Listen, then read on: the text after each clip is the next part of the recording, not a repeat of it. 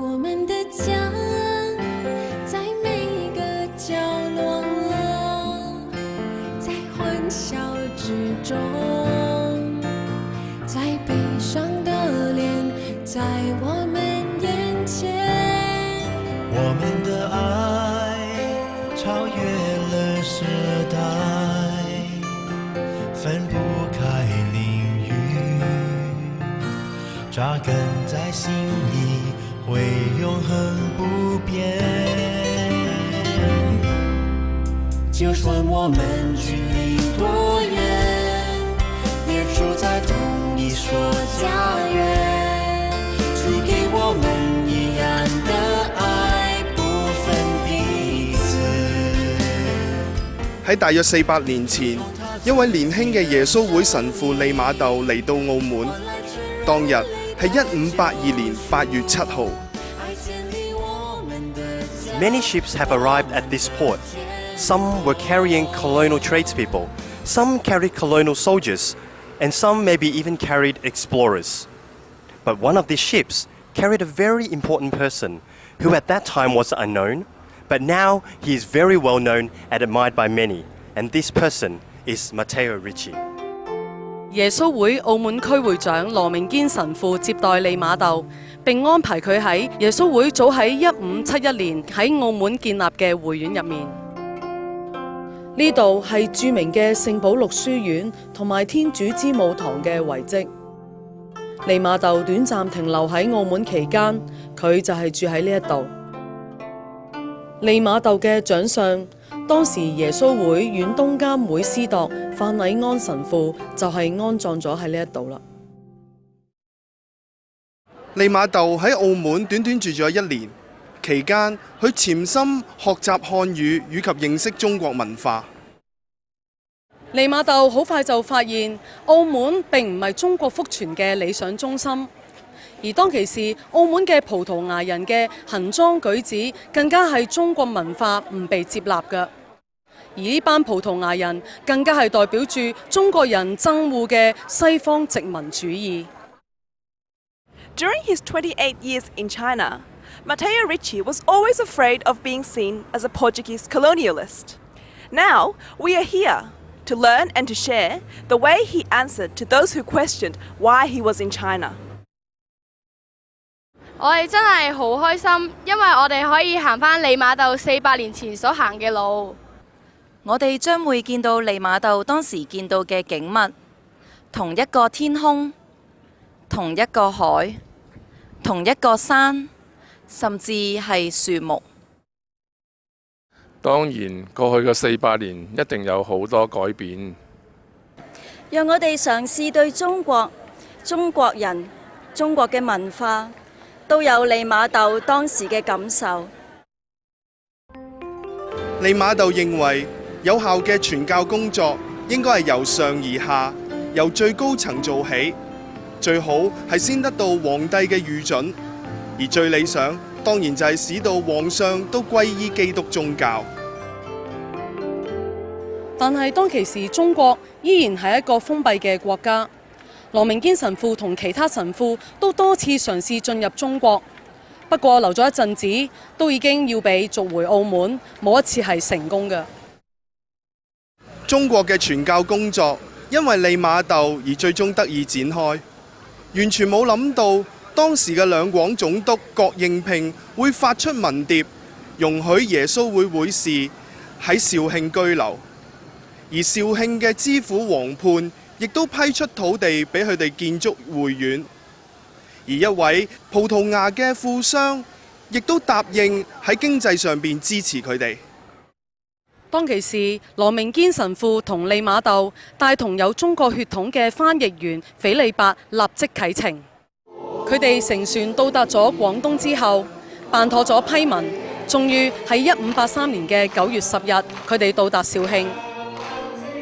就算我們距離多遠，也住在同一所家園。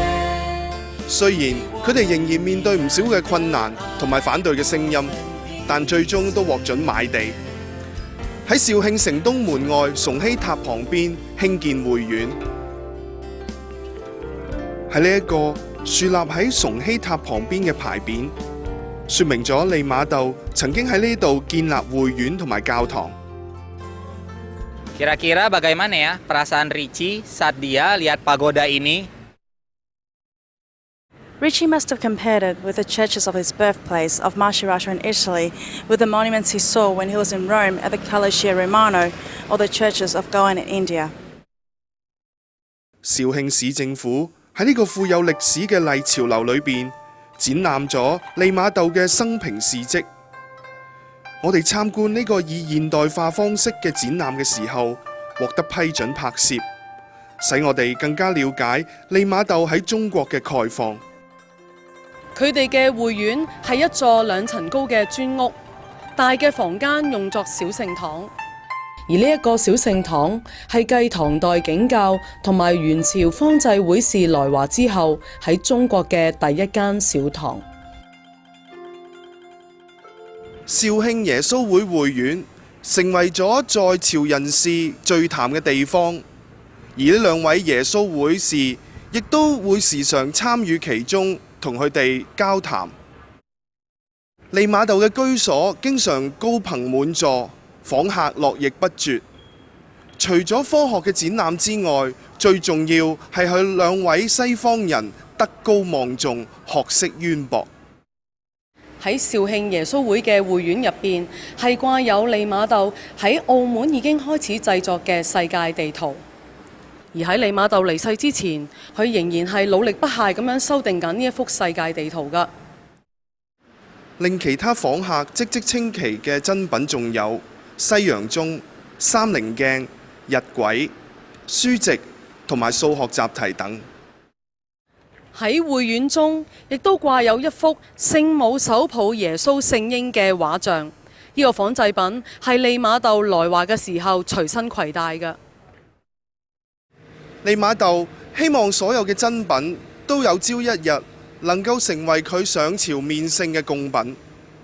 羅明堅神父同利瑪竇依循之父黃叛嘅建議，佢哋將自己嘅頭髮同埋鬍鬚剃掉，穿上袈裟，喺肇慶同中國人交往，爭取佢哋嘅信任。而利瑪竇以西方和尚呢個稱號活躍於當地足足有10年之久。兩廣總督更加賞賜咗利瑪竇2幅好精緻嘅匾額，上面寫住鮮花紙同西來淨土。利瑪竇更被稱為西方和尚，簡單即係叫做和尚或者係真人。知府黃叛時常都會到訪利瑪竇嘅會院嘅，偶爾亦都會帶同其他嘅士大夫，目的係增加利瑪竇嘅聲譽。黃叛對利瑪竇越嚟越有好感，而對於一啲西方嘅信仰同埋風俗感到興趣。利瑪竇呢個中文名亦都係呢個時候改嘅，而利瑪竇從此亦都記載住喺中國好多嘅古籍上面，被千千萬萬嘅中國人所認識。自此以後，來華嘅外方傳教士都有呢個改中文名嘅習慣啦。我知道利瑪竇唔單止用科學嘅知識同中國嘅官員交流，佢仲更加用咗音樂去做福傳嘅工作。利瑪竇都寫音樂㗎，我相信音樂係福傳好有力嘅工具。我係中國人，亦都係中國教會嘅一份子。我想我哋應該延續先賢展開咗嘅福傳工作。肇慶好近香港，但我從來都未嚟過呢度。我唔知道肇慶對中國教會係咁重要嘅。當利瑪竇踏足澳門嘅時候，佢只係得30歲，而佢喺北京離世嘅時候，享年57歲。利瑪竇由澳門去到北京，佢福傳嘅時間差不多28年。喺呢段期間，相信日子係非常之艱巨同埋漫長嘅。利瑪竇嘅旅程係極具啟發意義㗎。其實除咗佢上京嘅途中所見所聞之外，亦都係佢內修生活嘅旅程。咁樣令佢更加了解到中國嘅文化同埋佢喺中國所扮演嘅角色。利瑪竇所寫嘅札記，以及佢喺上京途中喺唔同嘅城市所發出嘅48封信件當中，從中我哋可以了解佢喺中國傳教嘅歷程。利瑪竇咁樣形容佢嘅旅程：我逐漸察覺到，冇錯，佢嘅旅程就係不斷咁樣察覺到新嘅環境、新嘅視野同新嘅方向。到咗夜晚，我哋去到聖堂參與主日感恩祭，受到當地嘅教友熱烈嘅歡迎。喺我哋嘅旅程當中，每去到一笪地方，我哋都會接觸到當地嘅教友。今日嘅中國教會已經非常活躍，佢必定能夠為新中國嘅發展作出貢獻。耶穌會士喺肇慶睇嚟事事順境，領洗嘅人數與日俱增，特別係有識之士。但呢個好夢突然間破碎咗。利瑪竇深得人心，博得士林嘅尊重同埋友情，甚至得到官方喺政治同埋物資上面嘅支援，但係卻惹嚟無理嘅仇視同埋嫉妒。1588年11月25號，范禮安神父命令羅明堅神父離開肇慶，返去意大利。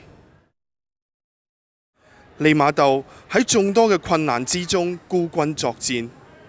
1589年，新任兩廣總督劉繼民對外國人並唔友善，佢仲將所有嘅耶穌會士逐出肇慶。呢一次嘅挫折並沒有摧毀利瑪竇上京嘅決心，佢轉往廣東嘅北部韶州，亦即係而家嘅韶關啦。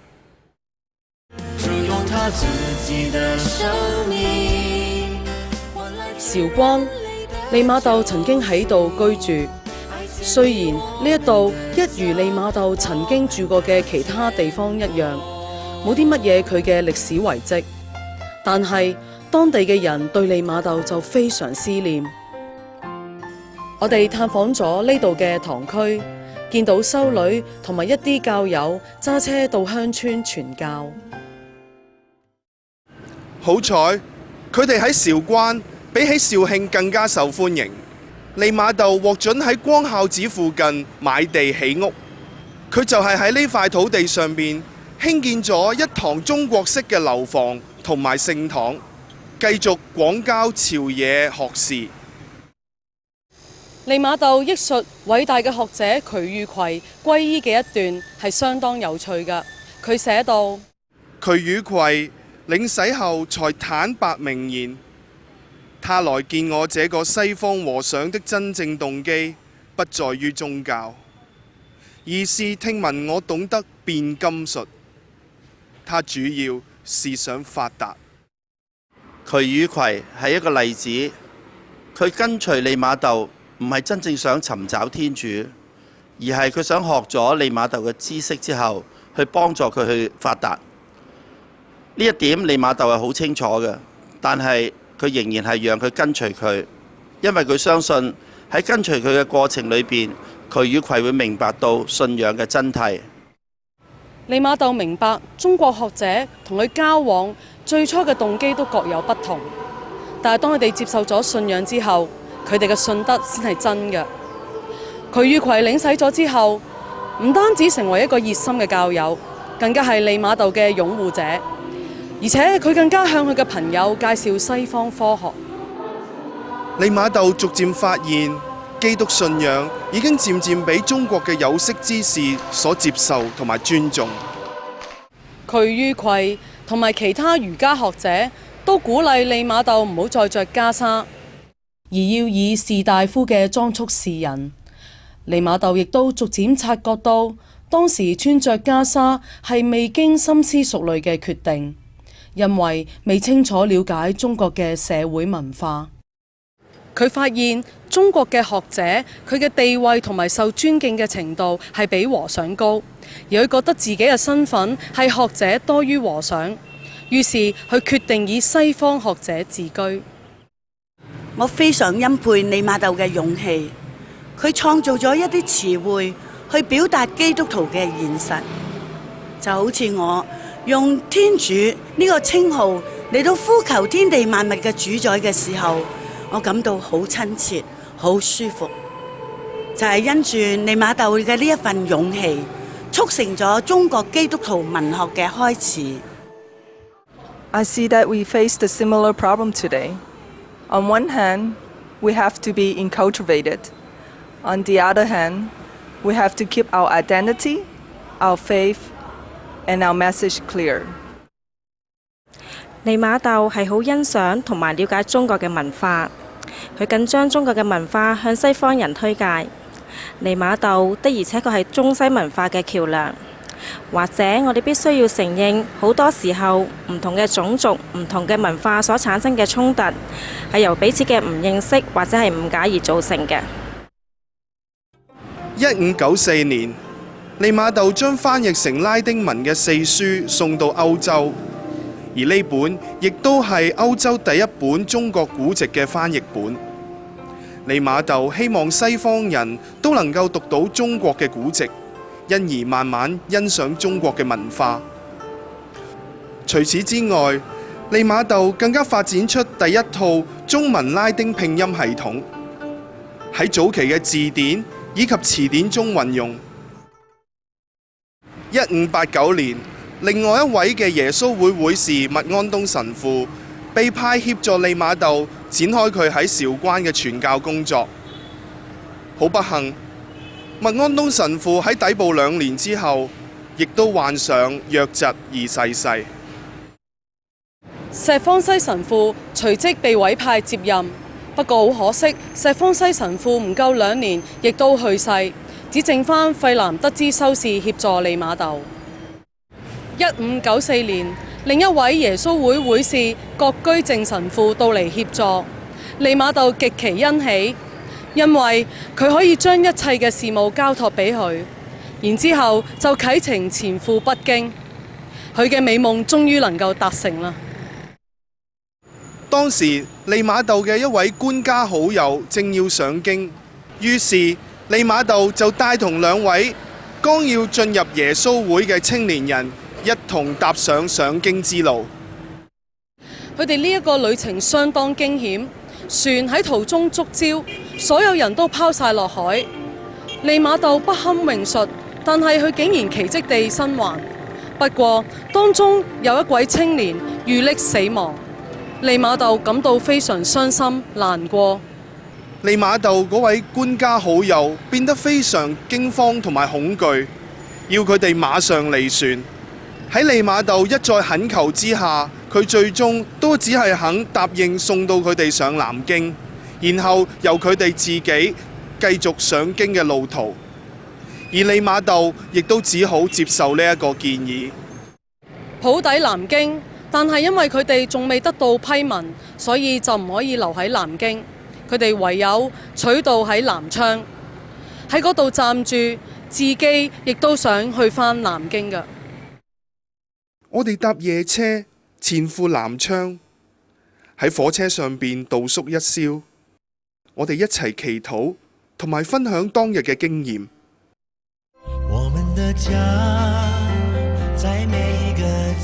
我哋清晨時分抵達南昌，黃神父已經喺車站接車啦。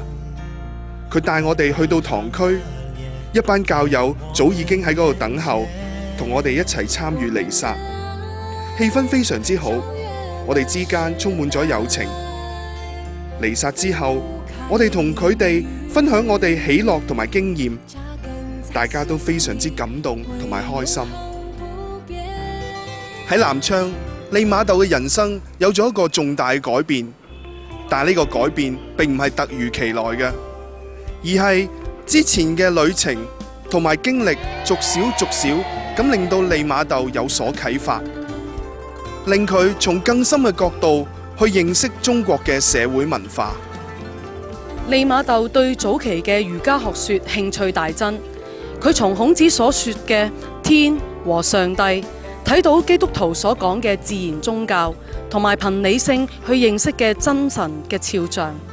喺呢一點上邊，利瑪竇睇到早期儒家學說同埋基督宗教之間有住重要嘅關係。另一方面，利瑪竇就同佛家思想盡量保持距離。佢質疑偶像崇拜同埋輪迴嘅講法，亦都曾經多次就住呢個議題同其他人爭論不休。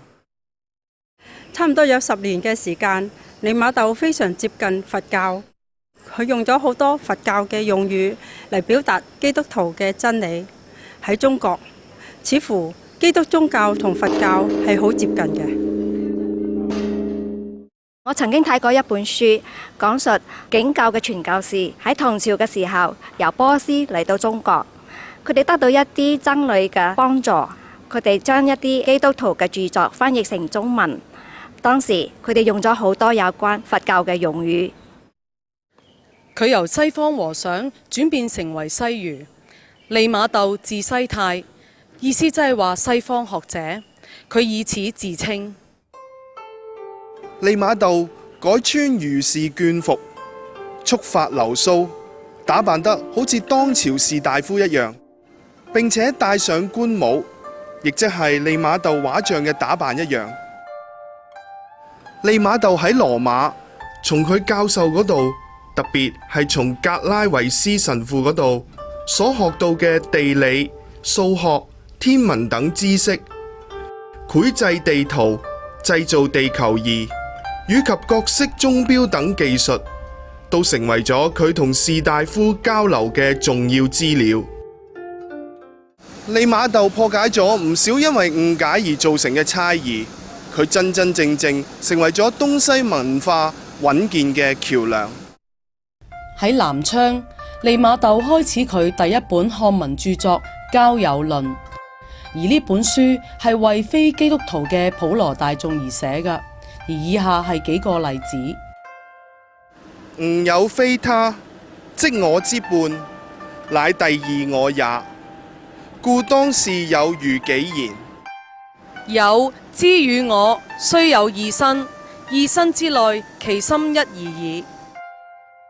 利瑪竇嘅《交友論》大獲好評，而且極受中國學者嘅歡迎，因而多次翻印。自此，西儒利瑪竇發覺自己寫作嘅聖召。喺信裏邊，佢係咁樣寫嘅：在這國家裏，著作比講授更為重要、更正確，甚至更為可信。呢啲書籍更加為咗喺遠東嘅地區推廣同埋培育基督信仰，同時亦係為咗創作能夠被中國人所接受，從而用作表達基督信仰嘅新中文詞彙奠下基礎。一本好書係比好嘅演講係更具影響力。我哋應該盡一切嘅力量去幫助同埋發展基督徒嘅文學。同時間，我哋亦都應該多啲鼓勵弟兄姊妹們去培養成閱讀靈修書籍嘅習慣。我哋真係好欠缺一啲幫助大家了解同埋加深信仰嘅好書。利瑪竇非常重視寫作呢一個使命。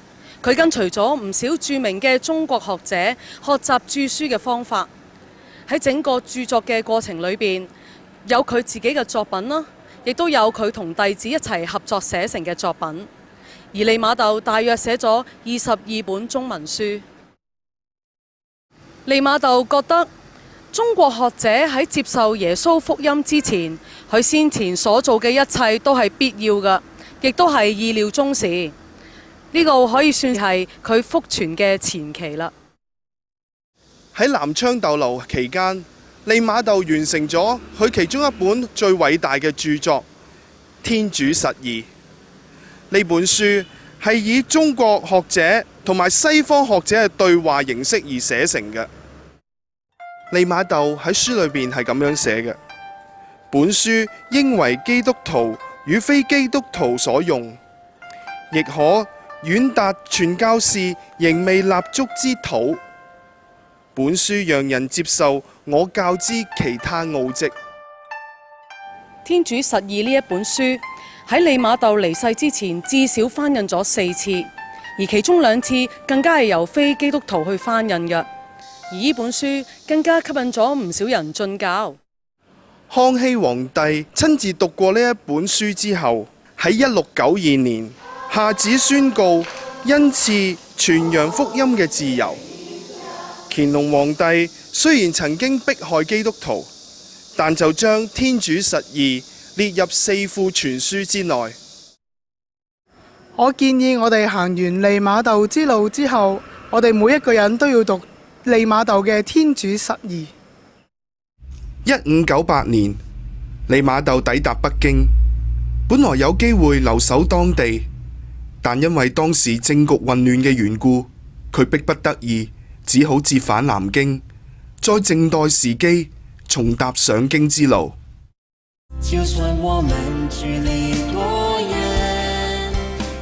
我哋喺南昌只係停留咗1日，夜晚我哋就乘搭飛機前往南京。喺第2日，我哋就喺南京嘅主教座堂同當地嘅教友一齊參與彌撒。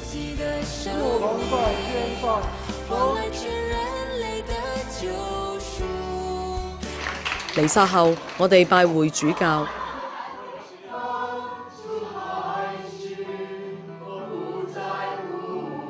當地嘅神父亦都在場，我哋一齊唱歌、祈禱、交談，氣氛極其友好。最後，主教降福我哋，祝願我哋旅途平安。南京係中國著名嘅成都，素有6朝帝都之稱。馬可·孛羅曾經喺1280年嚟到南京，佢認為南京係世界上最大最靚嘅城市。當利瑪竇佢寄居喺南京嘅時候，認識咗好多當朝嘅名士。最重要嘅係佢認識咗徐光啟，而徐光啟亦都成為咗利瑪竇嘅摯友同埋支持者。徐光啟更被譽為中國教會嘅3大柱石之一。徐光啟係一位著名嘅學者，官拜文淵閣大學士。佢仲係一位真正嘅聖人，佢令到佢喺上海嘅屋企成為一個真正嘅教會。我哋中國嘅教會得到天主嘅降福，令我哋有好多聖人，而啲聖人係我哋信仰嘅先驅同埋榜樣。於是利瑪竇嘅小樓經常都擠滿咗喜歡聽佢講論天文、地理、數學同埋科學嘅訪客。高官更加希望呢位西方賢士能夠寄居喺佢哋嘅城市之中。利瑪竇聲名遠播，喺佢日記當中記載，佢成日都係以上賓嘅身份被邀請出席無數嘅宴會，同嘉賓暢談有關宗教啦、科學啦、哲學嘅問題，亦都成日公開同其他人辯論有關哲學嘅論題添。下晝我哋有機會去探訪一個夏令營，參加嘅青年係來自南京嘅唔同堂區。雖然我哋大家來自唔同嘅環境，但係好快已經適應。我哋好快就感受到大家嘅團結共融同埋相互嘅支持。聚會之後，我哋立刻要趕赴機場，乘搭夜機前往天津。我們的家在每一個角落在歡笑。1600年嘅春天5月18日，利瑪竇受住一啲具有影響力嘅中國朋友所支持，於是佢決定再上京。利瑪竇同龐迪我神父以及中國2位修士帶同貢品再次啟程。一路上佢哋都暢通無阻，直至到達臨清。佢哋受住宦官馬唐嘅勢力所阻。馬唐係臨清同埋天津嘅一個稅監，佢貪污舞弊，危害忠良。馬唐將利瑪竇等人所有嘅物品充公，敬獻俾皇上嘅禮品亦都被扣留喺天津。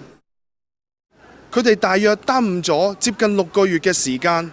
更不妙嘅係，馬唐居然捏造事實，陷害呢一班傳教士。Every prophet meets difficulties and suffering. Matteo Ricci had a full share of it. His faith and trust in God and his great love for China had kept him walking towards the goal. 幸好皇帝早就聽聞呢一班西方嘅賢士，又得知佢哋攜同禮物嚟進見。於是皇上下旨命令佢哋立刻進入皇宮，好使到自己能夠欣賞到一系列嘅新奇禮品。最後，利瑪竇等人喺1601年1月24號抵達北京。就算我們距離多遠，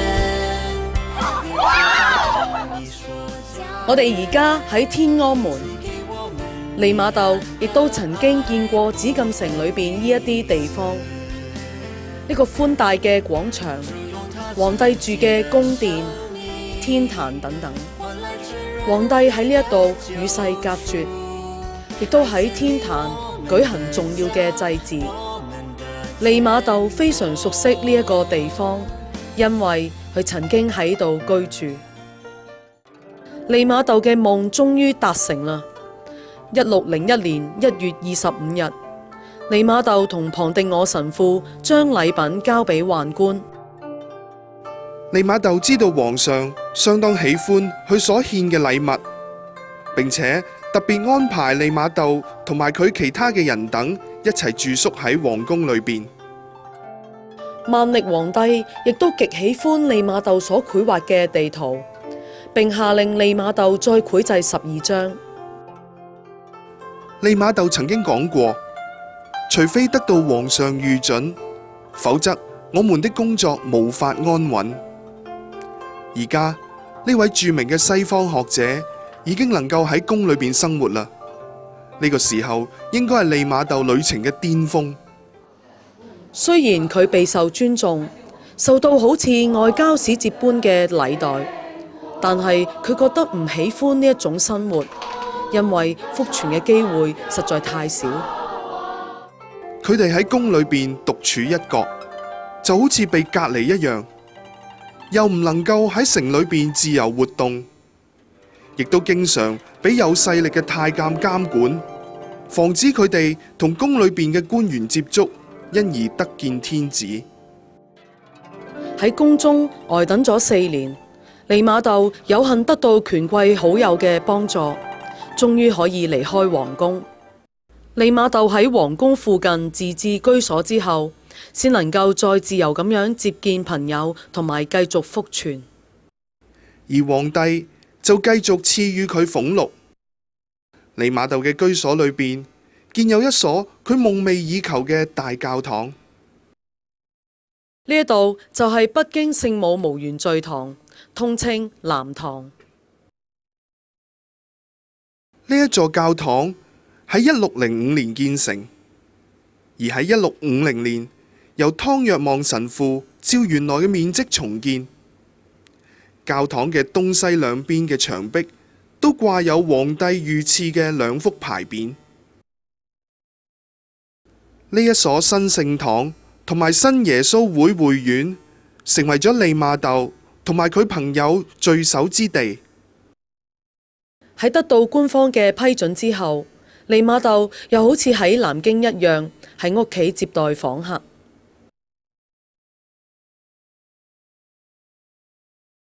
參觀古觀象台，俾我哋了解到中國當時嘅天文科技，以及喺利瑪竇死咗之後嚟到中國嘅耶穌會士所親自製作嘅天象儀，對中國天文學研究有偉大嘅貢獻。喺利瑪竇死咗之後，佢同士大夫交流呢一個方法得到廣被接納，並且成為咗中西文化交流嘅橋梁。喺利瑪竇嘅好友當中，有皈依成為基督徒㗎，亦都有對基督宗教甚有興趣㗎。而其中最突出嘅有徐光啟，有南京才子之稱嘅李之祖、楊廷均，而佢哋被稱為中國天主教會嘅3大柱石。就此，第一個中國學者嘅信仰團體就喺北京誕生啦。呢啲學者都願意將佢嘅學識同埋經驗用喺福傳上邊。學者們喺利瑪竇嘅著作上邊盡心盡力，幫助利瑪竇喺文字上邊進行編輯，從而整理成書。佢哋仲將好多科學嘅著作翻譯成為中文，對中國日後嘅科學發展影響甚大。而部分嘅學者則自著書籍。中國嘅基督徒文學露出曙光。利瑪竇同呢班新領洗嘅學者豐富嘅著作就係佢哋合作嘅成果。利瑪竇離世嘅時候，中國教會團體嘅人數係有2500人，而其中北京嘅係佔有400個教友。人數多定係少呢？利瑪竇係咁樣回應嘅：我相信轉化中國人對基督信仰的觀念，這準備功夫比令1萬人成為基督徒更為重要。利瑪竇就喺呢一度度過佢在世嘅最後一段日子，佢喺呢一度病逝。我哋非常感恩，我哋能夠在此參與主日嘅提前彌撒，有好多青年人參加，整間聖堂都擠滿咗人。喺呢一度，喺呢一種氣氛，係懷念中國教會之父利瑪竇嘅最佳方法。利瑪竇嘅居所成了傳教嘅中心，佢嘅工作亦都越嚟越繁重，無法推辭嘅宮廷應酬，絡繹不住嘅尊貴訪客，佢哋都熱切渴求聆聽呢一位西方學者嘅教導。利瑪竇既要領導所有傳教士以身作則，勤勞不絕，又同各地嘅神父們書信嘅往來，而且要培育新教友，扶植望教者，開導外教人。佢仲要著書立說，亦都要督促興建中國首座嘅大教堂嘅工程。喺心力交瘁嘅重壓下，1610年5月3日，佢一病不起。利瑪竇神父呢位由西方遠道而嚟嘅偉大學者，最終喺1610年5月11號傍晚喺北京息勞歸主，享年57歲。喺病榻之中，利瑪竇神父寫下遺書：兄弟們，我常想盡辦法，希望推展中國的傳教事務。現在我想沒有比我的死更湊效了。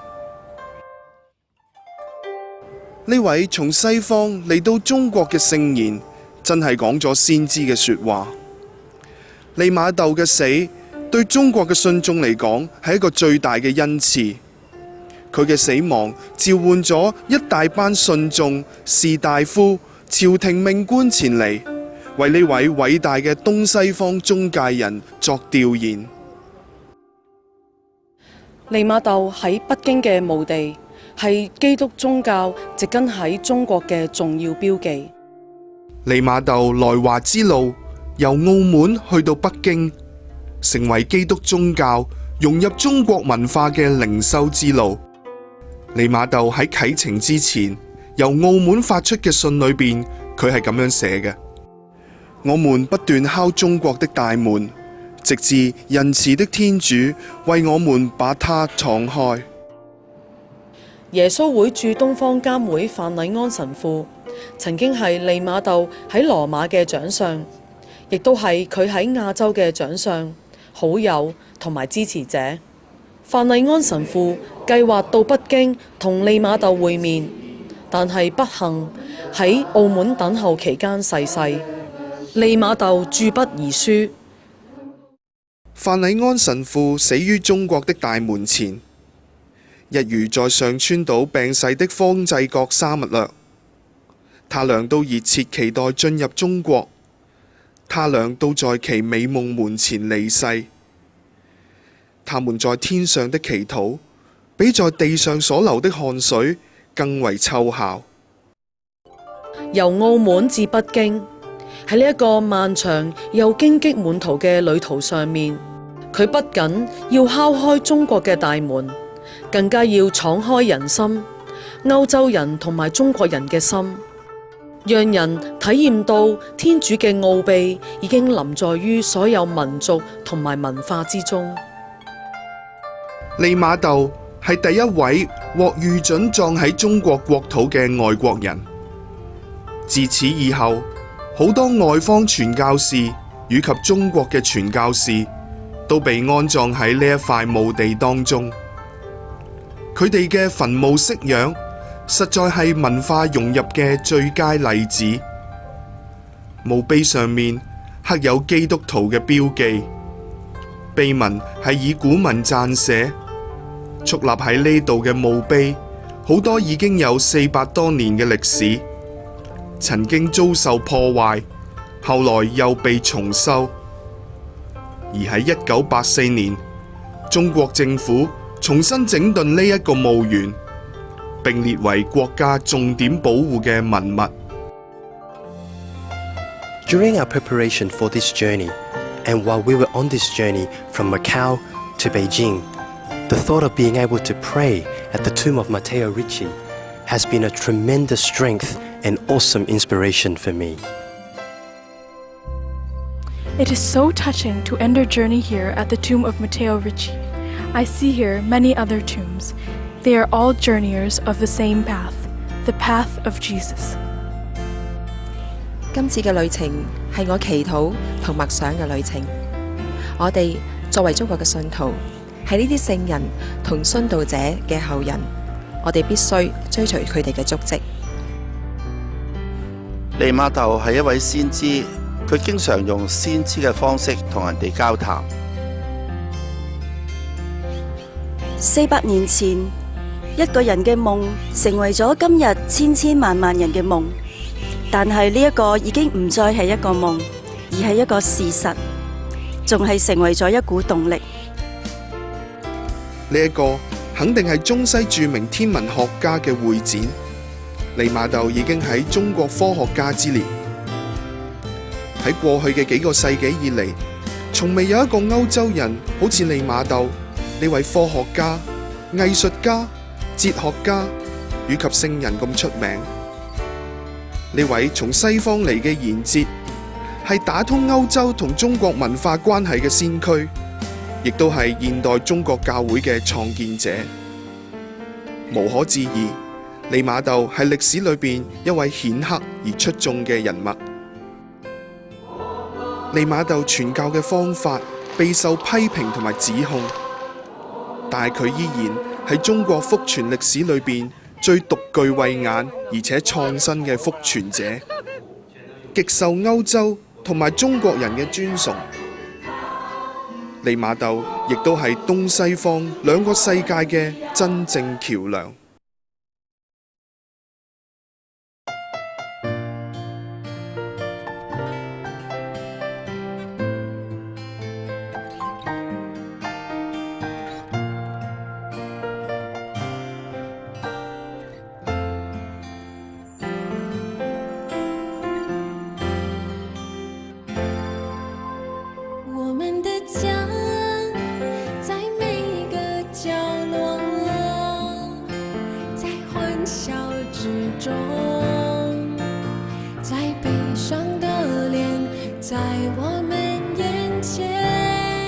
我们的爱超越了时代，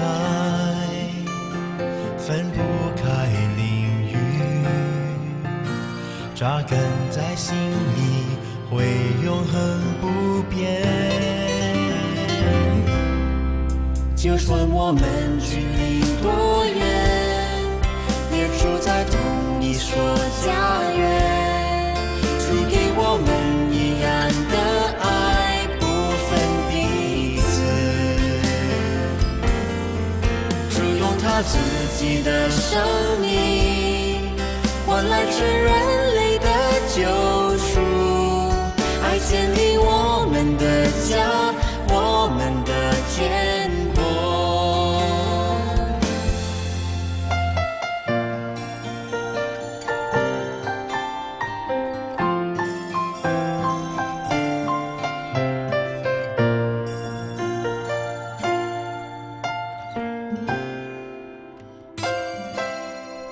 我们的家在每一个角落，在在欢笑之中，